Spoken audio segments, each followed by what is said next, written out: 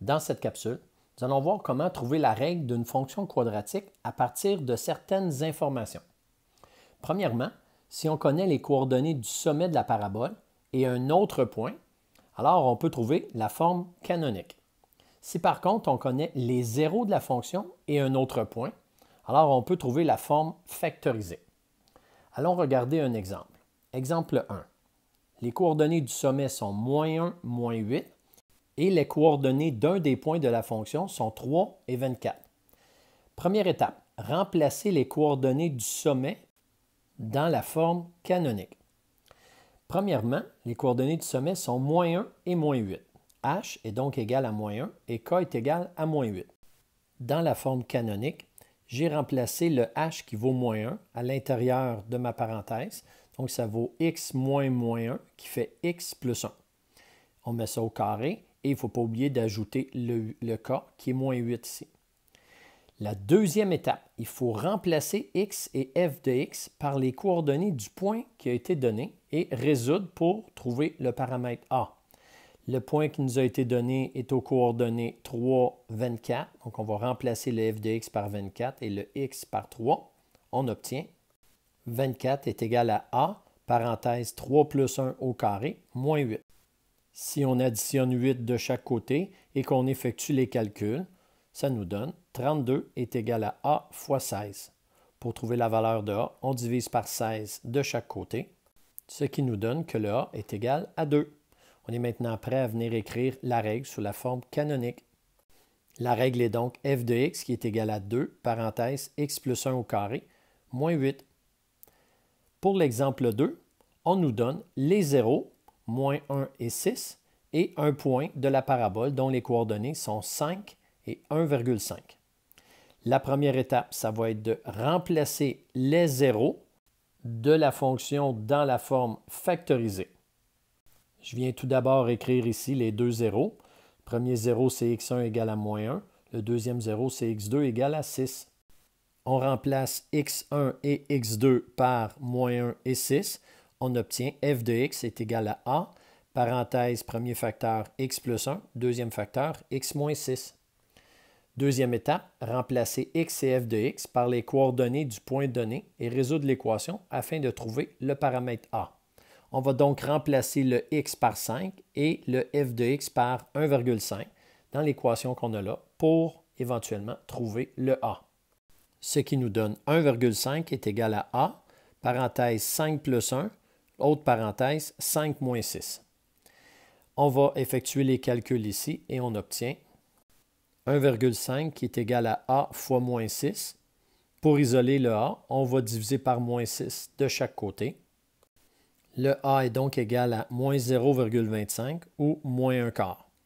On est maintenant prêt à venir écrire la règle, ce qui donne f de x qui est égal à moins 1 quart, parenthèse x plus 1 dans le premier facteur et x moins 6 dans le deuxième facteur. Voilà comment trouver la règle des fonctions quadratiques avec le sommet et un autre point avec la forme canonique et, deuxième exemple, les zéros et un autre point avec la forme factorisée. Au numéro 12, on vous dit « Trouve la règle des fonctions f dans chaque cas ». Premier exemple, le sommet, les coordonnées sont 3 et moins 5 et on nous donne un point dont les coordonnées sont 8 et 10. Première étape, on va aller écrire la règle sous la forme canonique en remplaçant h et k par 3 et moins 5. Ici, h est égal à 3, k est égal à moins 5 qu'on remplace dans la forme canonique. On obtient donc f de x qui est égal à A, parenthèse x moins 3 au carré, moins 5. Deuxième étape, on remplace le x par 8 et le f de x par 10 et on isole le A. Ce qui nous donne 10 qui est égal à A, parenthèse 8 moins 3 au carré, moins 5. En additionnant 5 de chaque côté, ça nous donne 15 qui est égal à A fois 25. Maintenant, il faut diviser par 25 de chaque côté pour isoler le A, ce qui nous donne que A est égal à 0,6 ou 3 cinquièmes. Avec la valeur de A trouvée, on peut maintenant écrire la règle. F de x est égal à 3 cinquièmes, parenthèse x moins 3 au carré, moins 5. En B, on nous donne les zéros, moins 8 et 3, et un point de la parabole, dont les coordonnées sont 6 et moins 84. On va remplacer x1 et x2 dans la forme factorisée et on obtient f de x qui est égal à a, parenthèse, x moins 8, donc x plus 8 pour le premier facteur, et x moins 3 pour le deuxième facteur, puisque le deuxième 0 vaut 3. Deuxième étape, il faut remplacer le x par 6 et le f de x par moins 84 afin d'isoler le a. Ce qui nous donne moins 84 qui est égal à a, parenthèse 6 plus 8, autre parenthèse 6 moins 3. En effectuant les calculs, on obtient moins 84 qui est égal à a qui multiplie 42. On doit donc diviser par 42 de chaque côté pour trouver le a. On obtient a est égal à moins 2. Maintenant, on peut aller écrire la règle sous la forme factorisée. Ce qui donne f de x qui est égal à moins 2, parenthèse x plus 8 pour le premier facteur et deuxième facteur x moins 3. Dernier numéro, un peu de résolution de problème. Numéro 13. Un boulet est propulsé d'un édifice de 25 mètres de hauteur à l'aide d'une catapulte. Il atteint une hauteur maximale de 70 mètres par rapport au sol à une distance horizontale de 35 mètres de la catapulte. À quelle distance horizontale de la catapulte le boulet touche-t-il le sol? Arrondis ta réponse au centième près. Alors, ce que je vous conseille, à chaque fois que vous avez un problème écrit, c'est de vous faire une représentation, donc un petit dessin ou un schéma de la situation. Alors, j'ai ici un édifice. On lance un boulet à l'aide d'une catapulte, donc à partir de cet endroit-là de l'édifice.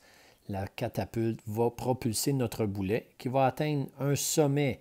On dit ici une hauteur maximale de 70 mètres, ça c'est la hauteur, coordonnée en Y par rapport au sol, et d'une distance horizontale de 35 mètres de la catapulte. Les coordonnées du sommet sont donc 35, 70, puisque la distance horizontale de la catapulte, c'est sur mon axe des X, et la hauteur du boulet est sur l'axe des Y. On vous dit, à quelle distance horizontale de la catapulte le boulet touche-t-il le sol?